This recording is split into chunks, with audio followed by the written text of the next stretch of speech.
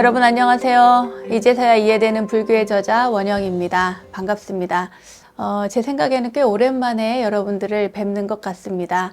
불교 공부 열심히 하시는 분들 모두 반갑습니다. 우리가 인생에 있어서 무상함을 느낄 때 그때가 바로 불교 공부하기에 가장 적합한 때라는 것 여러 번 여러분들께 말씀을 드렸습니다. 오늘은 불교의 핵심 중에서도 정말 핵심이라고 할 수 있는 내용이겠죠. 저번에 삼법인의 내용에 이어서 오늘은 사성제에 대해서 말씀을 드리고자 합니다. 사성제는 여러분들 잘 아시겠지만 고집멸도 네 가지로 이루어져 있습니다. 괴로움, 그리고 집, 괴로움의 원인, 멸, 괴로움의 소멸, 도, 괴로움의 소멸에 이르는 길, 이 네 가지를 이야기합니다. 그런데 부처님께서 말씀하실 때 고집멸도라고 이야기했을 때 첫 번째가 바로 고잖아요. 괴로움에 대한 이야기를 먼저 늘 하고 있는데 이 괴로움을 제가 누누이 아주 그동안 강의를 하면서도 많은 분들에게 괴로움에 대한 이야기를 참 많이 했습니다. 다른 그 무엇보다도 괴로움에 대한 이야기를 했습니다. 젊은 사람들이야 잘 이해할 수 없겠지만 인생의 괴로움이라는 것, 그것에 대해서 누누이 말씀을 드린 것은 바로 우리가 이 괴로움을 제대로 인식해야만 그 인식을 통해서 괴로움에서 벗어나는 길을 찾기 때문입니다. 오늘도 마찬가지로 괴로움에 대한 이야기를 시작해 볼 텐데요. 괴로움은 그동안 또 많이 이야기를 했으니까 오늘은 핵심적인 내용만 간추려서 여러분들께 말씀을 드리도록 하겠습니다. 불교에서는 이 괴로움에 대해서 8가지를 이야기하고 있습니다. 제일 먼저 태어남의 고통, 생로병사를 이야기하겠죠? 태어남의 고통. 왜 태어남이 고통인가? 그 아이에게 있어서는 그 태어남이 굉장히 고통이랍니다. 엄마의 뱃속에 있으면서도 고통을 느끼고요.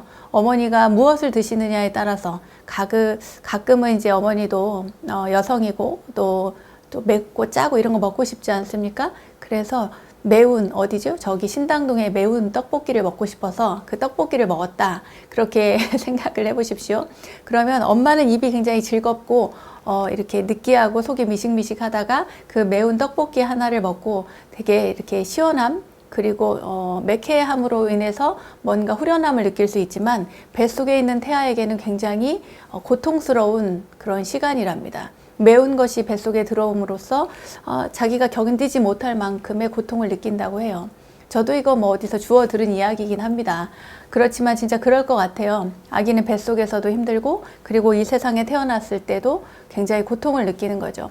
엄마의 그 따뜻한 그 양수 속에서 있다가 이 세상에 태어났을 때 말하자면 우리가 그 알몸으로 거친 바람, 추운 겨울바람을 맞는 것처럼 아기에게는 이 세상에 나온 것 자체가 굉장히 큰 고통이죠. 아기가 태어났을 때 대부분 다 웁니다. 울지 않으면 오히려 이렇게 엉덩이를 한 대 탁 때려가지고 울음을 듣게, 그럼으로써 건강한 아이의 울음소리를 듣고 아이가 잘 태어났다고 모두 축복을 하죠. 그런 것처럼 축복과 동시에 괴로움이 함께 있는 겁니다. 이 세상에 태어나는 것이 바로 괴로움이다. 그래서 생은 괴로움에 들어갑니다. 그리고 늙음. 이 늙음은 말할 것도 없죠. 어느 날 거울을 보면서 또 이렇게 주름이 지고 흰머리가 늘어나고 하는 그 모든 것들도 다 괴로움에 속합니다. 어느 분이 돌아가셔가지고 염라대왕을 만났대요. 만났는데 염라대왕에게 그 화를 내면서 막 얘기를 했답니다. 왜 진즉 언지를 좀 주지 나를 이렇게 갑자기 데려오냐 이렇게 화를 냈다 그래요. 그랬더니 염라대왕이 내가 몇 번이나 알려줬는데 왜 그걸 몰랐느냐 이렇게 이야기를 했답니다. 언제 알려줬냐고 그랬더니 하는 이야기가 네 머리카락에 새치가 났을 때 흰머리가 났을 때 그것이 바로 죽음이 가까웠다는 징조다. 거울을 보고 이렇게 주름이 느껴지지 않습니까?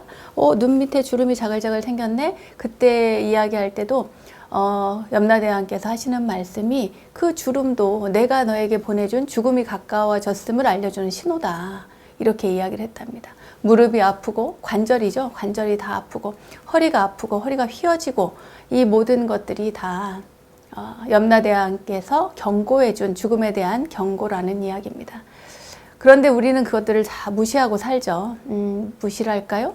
조금은 나이 들면서 이렇게 무뎌지는 것 같습니다. 어쨌거나 늙음이라고 하는 것도 괴로움에 속합니다. 세 번째 병, 생로병사의 병입니다. 병은 뭐 말할 것도 없죠. 괴로움입니다. 어떤 병에 걸렸든지 간에 병은 괴롭습니다. 나만 괴로운 것이 아니라 주변의 가족들도 괴롭고 많은 사람들도 괴로움을 느끼게 됩니다. 왜냐하면 나를 사랑했던 그 사람들은 내가 병이 드는 것을 굉장히 고통스러워하고 안타까워하기 때문이죠. 나도 남도 힘든 것이 바로 병입니다. 그리고 죽음이죠. 네 번째, 죽음. 사람이 죽는다는 것은 사실은 어떠한 변화의 과정일 뿐인데도 불구하고 우리는 죽음을 굉장히 고통스러워하고 사랑하는 이의 죽음을 안타까워하고 슬퍼하고 괴로워합니다. 그래서 죽음도 괴로움에 속합니다.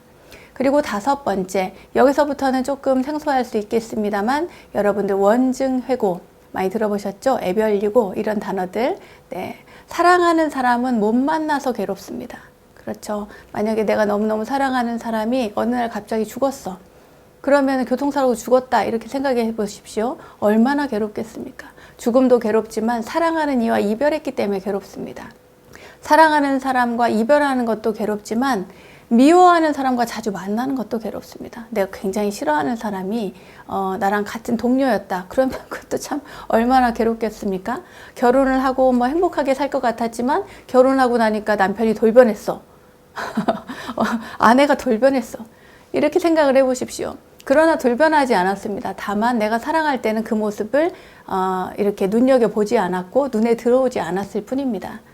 사람은 다 고만고만하기 때문에 큰 변화가 있거나 그렇게 볼 수 없다는 거죠. 다만 내 마음이 변했다 이렇게 보는 것이 더 나을 수 있겠습니다. 그런 것처럼 사랑하는 사람 못 만나서 괴롭고 미워하는 사람은 자주 만나서 괴롭습니다. 이것을 애별리고 원증회고라고 합니다.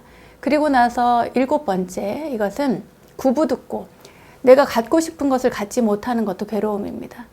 사람뿐만 아니라 어떤 물건이라든지 어떤 직업이라든지 어떤 욕망이라든지 내가 원하는 그 무엇이든지 간에 내가 원하는 것을 내가 소유하지 못한다, 갖지 못한다. 이것은 굉장히 큰 괴로움을 안겨줍니다. 그래서 구부듣고 괴로움입니다. 원하는 것을 얻지 못하는 것, 구하여도 구할 수 없는 것, 이것을 구부듣고 괴로움이라고 합니다. 그리고 마지막 여덟 번째는 이거 조금 어려운데요. 오음성고입니다. 다섯 가지 오음성고, 오온성고라고도 합니다. 오온, 오음, 뭐 여러분 많이 들어보셨죠? 색, 수, 상, 행, 식 다섯 가지인데 색이라고 하는 것은 이 세상의 모든 눈에 보이는 형상들, 이것을 그냥 색이라고 보시면 되겠습니다.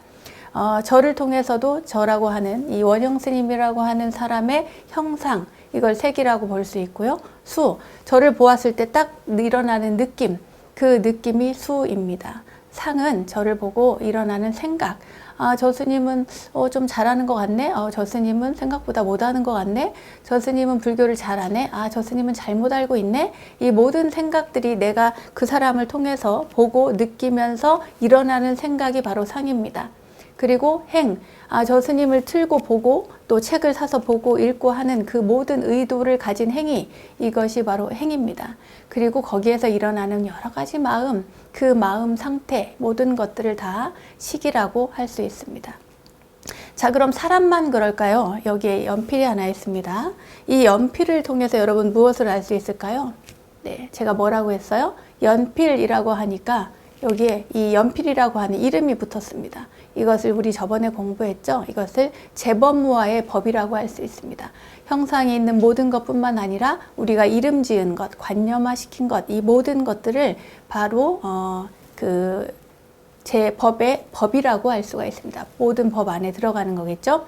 그런데 오온으로 봤을 때는 자, 이 연필을 보세요 했을 때 모두의 시선이 여기 갔습니다. 여러분의 시선이 이 연필에 향했다면 이것은 의도가 담겨져 있는 행이 됩니다. 그렇죠? 색수상행식의 행을 이야기할 수가 있고 여기에 이러한 모양이 있어요. 검은색의 그리고 뾰족한 이러한 형태의 모양, 이것은 뭐라고 하겠어요? 색이라고 할 수 있겠죠? 그리고 이것을 보았을 때 느낌이 있을 겁니다. 난 연필 보고도 아무 느낌이 없네? 이렇게 생각하신다면 그 또한 느낌입니다. 느낌이라고 하는 것은 괴로움의 느낌이 있을 수 있고 즐거운 쪽의 느낌이 있을 수 있고 그리고 불고불락수라고 합니다. 고통도 없고 그리고 즐거움도 없고 아무 느낌이 없는 것 또한 느낌의 분류에 들어갑니다. 그래서 이것을 보았을 때는 아무 느낌이 없는데 이렇게 말씀을 하셔도 그래도 이것 또한 느낌의 분류에 들어간다. 이것을 보고 저건 뾰족하네? 저거는 뭐 글씨 잘 써지겠는데? 이렇게 생각이 든다. 이런 모든 느낌과 생각, 떠오르는 생각이 바로 상입니다. 그리고 이것을 통해서 내가 잘 써야겠다라고 하는 의지라든가 여기 보세요 했을 때 바라보는 의지라든가 이 모든 것들이 행이고 거기에서 일어나는 마음작용들, 색수상 행을 통해서 일어나는 마음작용들이 전부 다 뭐예요? 식에 들어갑니다.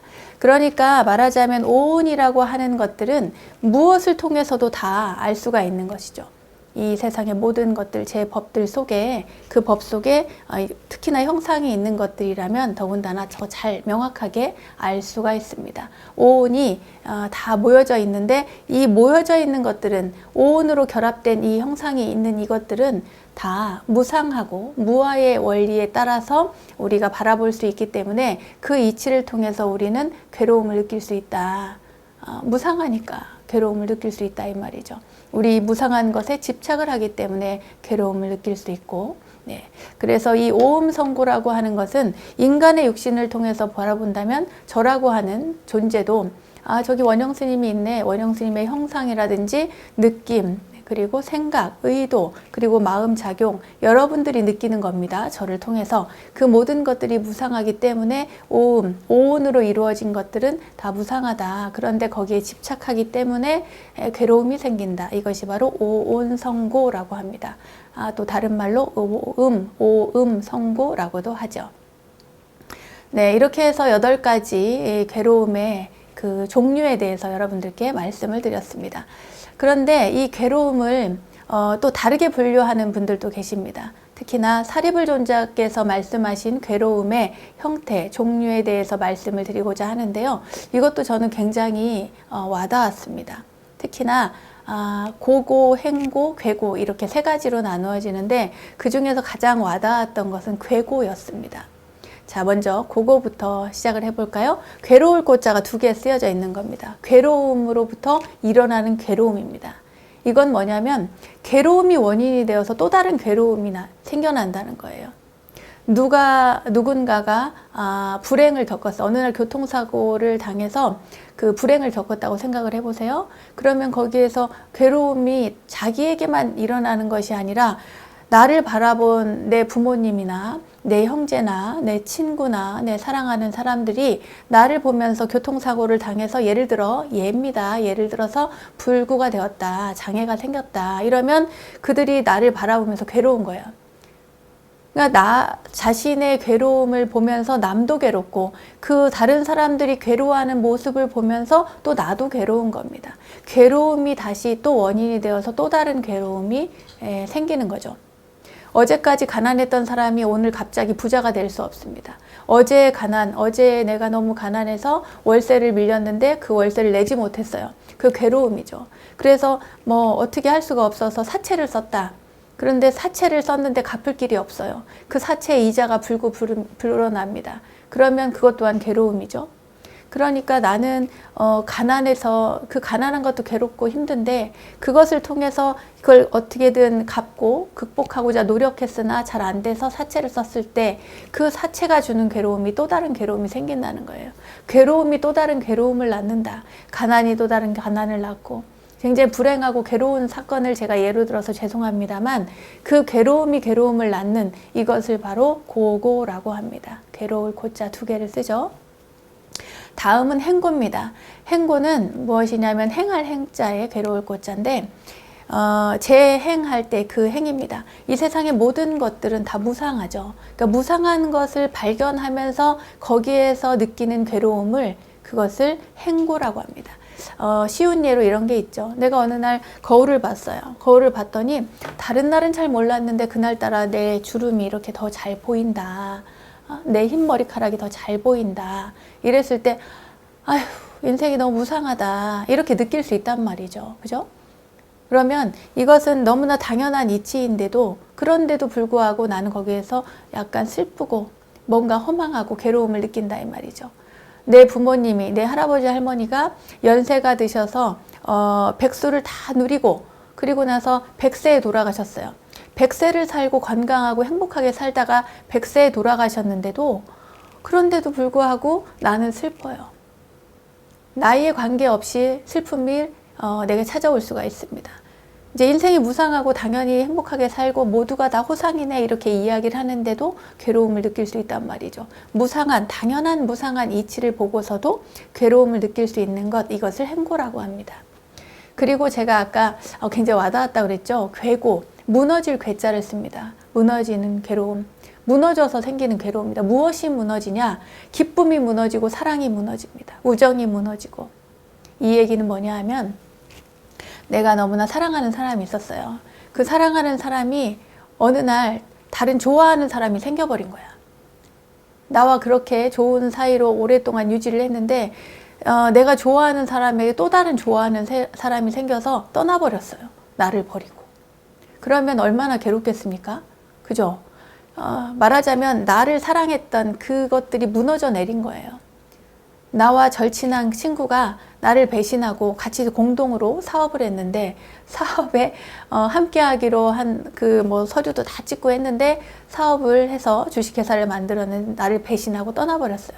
다른 사람과 함께 이렇게 공모를 해가지고 나를 배신하고 뒤통수를 탁 쳤단 말이죠. 얼마나 괴롭습니까? 그러니까 말하자면 우정이 무너져 내린 거예요. 그런데 단순히 그거에서 끝나는 것이 아니라 그 사건에서 우리가 주목할 만한 것은 함께 했던 시간들입니다.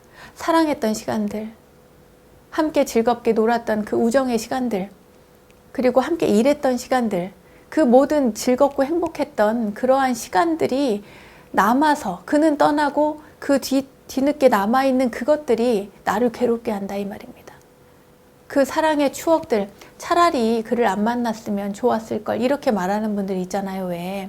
그런 것들이 모두 다 추억이 남아있어서 그렇습니다. 그 추억을 행복하게 간직하고 잘 살아가는 사람이 있는 반면에 그렇지 않고 그 추억이 있어서 내가 너무 더 괴로운 거예요.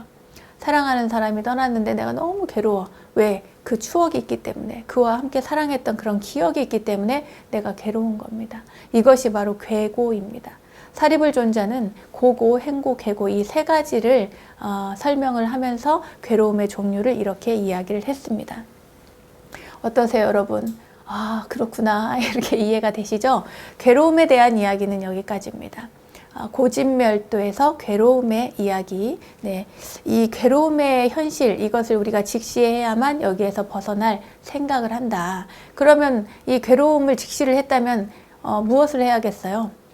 원인을 찾아야 되겠죠. 나 이거 왜 이렇게 괴로운 걸까? 나 왜 이렇게 슬픈 걸까? 왜 이렇게 속이 상한 걸까? 그 괴로움의 원인을 이야기하는 것이 바로 집성제입니다. 네. 그냥 집제라고도 이야기를 하는데요. 모일 집자를 씁니다. 모인다. 이 모일 집자를 잘 파헤쳐 보면요. 새들이 잠시 쉬기 위해서 모여든대요. 어디? 숲에. 그러니까 새들이 왜 여러분들 이렇게 철새들 보면 우르르 이렇게 몰려다니는 거 보시죠? 그 철새들이 한 곳에, 한 숲에 계속 이렇게 모인답니다. 그 모일 집자를 써서 집제, 집성제, 성스러운 그 진리를 이야기합니다. 그럼 왜 집제인가? 괴로움의 원인들이 계속 모이는 겁니다. 이 괴로움은, 그러니까 우리가 괴로워할 때 그 원인이 하나일 수도 있는데요. 가만히 들여다보면 그 원인이 하나만 있는 것이 아닙니다. 사랑하는 사람이 떠나서 괴로운 것도 있지만 그 사람이 떠난 것만이 괴로운 것이 아니라 그와 함께 했던 좋은 추억이 있어서 괴롭고, 떠나서 괴롭고, 나를 배신했다는 생각에 괴롭고, 괴로움을 찾다 보면은 수도 없습니다. 말하자면 그 괴로움의 원인이 이렇게 한꺼번에 모여서, 그래서 집성제라고 하는 것입니다. 원인을 찾다 보면 그렇게 많다는 것이죠. 어디 그뿐입니까? 우리가 아까 얘기했죠. 오운이 모여서 다 괴로움을 만든다. 사실 우리의 육신이 있어서 괴로움이 형성되는 경우도 참 많습니다. 참 많은 게 아니라 거의 대부분이라고 할 수 있겠죠. 우리가 스스로가 늙어가는 것에서부터 괴로움, 또 태어남도 괴로움, 늙는 것도 괴로움, 병드는 것도 괴로움, 죽는 것도 괴로움, 그죠? 거기에서 사랑하는 사람과 못 만나는 것도 괴로움, 또 미워하는 사람 자주 만나는 것도 괴로움, 그리고 원하는 것을 얻지 못하는 것도 괴로움, 그리고 오온이 모여져 있는 것도 괴로움. 이 모든 것들이 나라고 하는 존재가 있다라고 하는 것에서 비롯된 괴로움입니다. 그 나라고 하는 존재의 어리석은 많은 생각들, 탐욕과 성냄과 어리석음이 결합되어서 그렇게 괴로움이 형성이 됩니다. 괴로움에 대한 이야기에서 이제 여러분들을 괴로움의 원인들 각자 지금 처한 현실에서 내가 무엇이 괴로운가 이렇게 따져보십시오.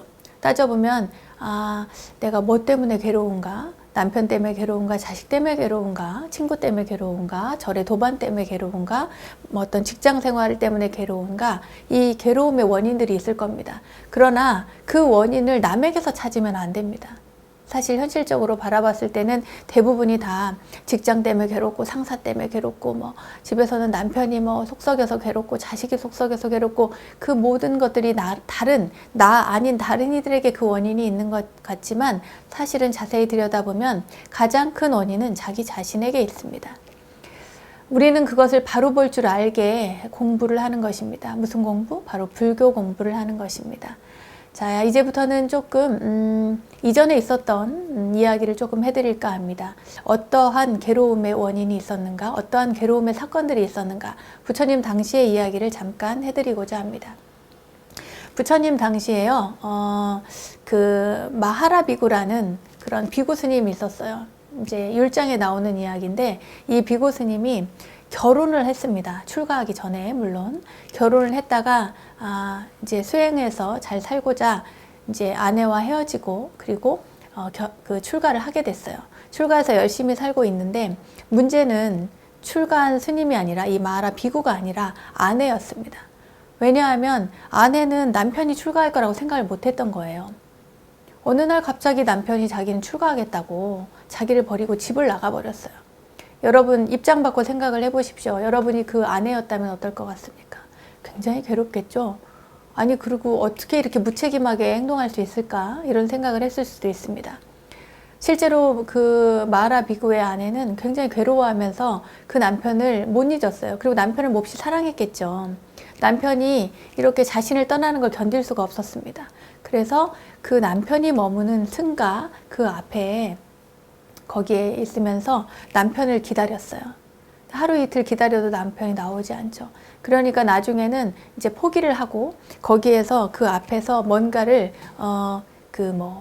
바느질도 하고 또는 장사도 하고 이렇게 하면서 본인도 살아야 되니까 그 이제 그 승가 앞에서 남편이 이제 옛날엔 탁발을 했으니까 탁발을 하러 가는 그 길에 남편 얼굴을 한번 쳐다보려고 돌아오는 길에 그 남편 얼굴 한번 바라보려고 그 앞에서 그렇게 있었던 겁니다. 그런데 남편은 그렇게 생각하지 않았죠.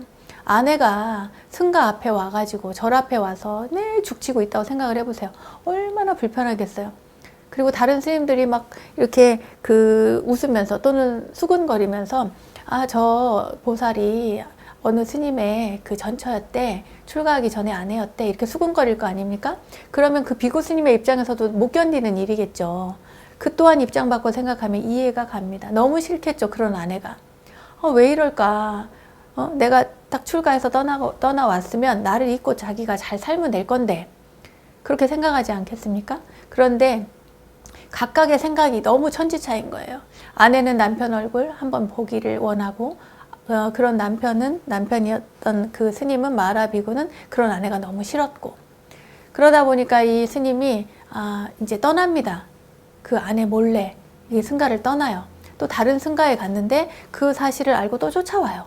또 그렇게 하는 거예요. 그러니까 이 스님이 너무 괴로워 죽을 것 같아요. 그래서 몰래 야반도주처럼 이렇게 도망을 갑니다. 다른 승가로 아주 멀리 갔어요. 근데 이 여인이 너무 안타깝잖아요. 그러니까 그 다른 스님이 이 여인이 너무 딱해가지고 알려줍니다. 그 스님이 어디로 갔는지. 그래서 또 찾아가요. 그 전 남편이었던 그 스님을 찾아갑니다. 찾아가가지고 그 남편을 한번 바라볼 거라고 거기 앞에 있다가 이제 그 남편이 그 사실을 알게 된 거예요. 마하라 비구가 그 사실을 알게 되고 그다음에 그 아내에게 막 화를 내는 거죠. 제발 쫓아오지 말라고. 그러니까 이 아내 전처가 그 스님의 옷을 붙잡고 팔을 붙잡고 안 떨어집니다. 저를 어떻게 살라고 그럽니까? 제가 다른 걸 원하지 않습니다. 이렇게 절 앞에서, 승가 앞에서 간혹 이렇게 얼굴이라도 보고 다니는 길마다 만약에 끼니를 해결하지 못하면 제가 끼니를 해결해 드리도록 하겠습니다. 제발 제가 여기에 머무는 것을 허락해 주십시오 하는 거예요. 그런데 너무 화가 난 남편은, 그 스님은, 마하라 비구 스님은 이 아내를 그때부터 때리기 시작하는 거예요. 너무 미우니까. 그래가지고 막 때려요. 이렇게 하면 안 되죠. 당연히 하면 안 되는데 막 화가 폭발해가지고 아내를 막 때립니다. 못 쫓아오게. 그리고 때리고 가버리는 거예요. 잘못했죠. 이게 얼마나 큰 괴로움입니까? 각자의 괴로움인 거죠. 그 괴로움의 원인을 찾아보면 괴로움의 원인이 하나만 있는 게 아니에요.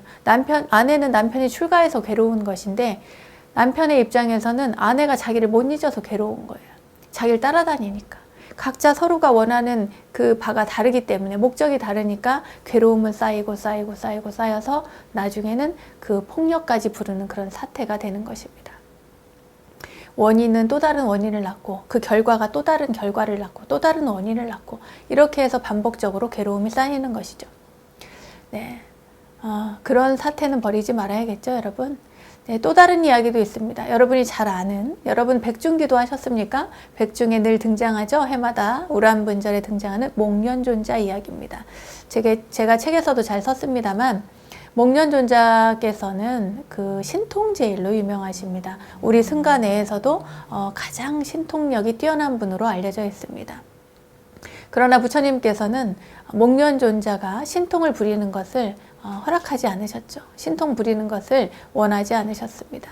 그래서 기근이 들었을 때 목련존자가 다른 곳에 가서 신통을 부려서 그 이제 먹을 양식들을 구해다가 스님들을 이제 드시게 그렇게 하고 싶은데, 부처님 그렇게 해도 되겠습니까? 하니까 부처님께서 하지 마라 그러셨어요. 신통으로서 해결하려 하지 마라 그러셨거든요. 어쨌거나 그런 정도로 신통력이 뛰어난 목련존자께서 돌아가실 때는 이교도에게 맞아서 그렇게 입적을 하시게 됩니다. 너무 놀라운 일이죠. 그렇게 신통력이 강하고 대단한 파워를 가지신 분이 투행력도 높고 도도 높고 그리고 아라한이신 그분이 어떻게 이교도에게 맞아 죽을 수가 있는가, 이런 의문이 들지 않습니까? 그런데 그 원인을 가만히 찾아봤더니 그분이 전생에 그 전생의 부모님이, 아주 오래된 전생의 부모님이 시각장애인이셨대. 앞을 못 보는 부모님이셨는데 이제 늦게 결혼을 하셨답니다. 이제 지금 전생 이야기 하는 거예요. 목련존자의 이 생이 아니라 그 전생, 아주 오래전 전생 이야기입니다. 전생의 과보를 말씀을 드리는 건데요. 그때 이제 늦게 결혼을 해서 잘 살고 있는데 아내가 이제 연로하신 부모님이, 시부모님이 나이를 점점 먹으니까 이제 이 시부모님을 모시기가 힘들어졌어요. 이제 모시기가 싫은 거예요. 왜냐하면 여러분 생각해 보세요. 앞을 못 보는 분을 한 분도 아니고 두 분을 모신다고 생각해 보십시오. 얼마나 불편하겠어요? 얼마나 손이 많이 가겠습니까? 그래가지고 이 아내가 꾀를 낸 거예요. 어떻게 꾀를 냈냐면 이제 너무 불편하고 힘드니까 남편을 꼬셨어요. 꼬드겨가지고, 이 꼬드긴 이 사람은, 남편은 목련존자의 전생이죠. 꼬드겨가지고 그렇게 해서 시부모님을 모시기 어렵구니 이 부모님을 산에다가 이렇게 내다 버리자, 이제 그렇게 된 거예요. 부모님을 돌아가시게 하고자.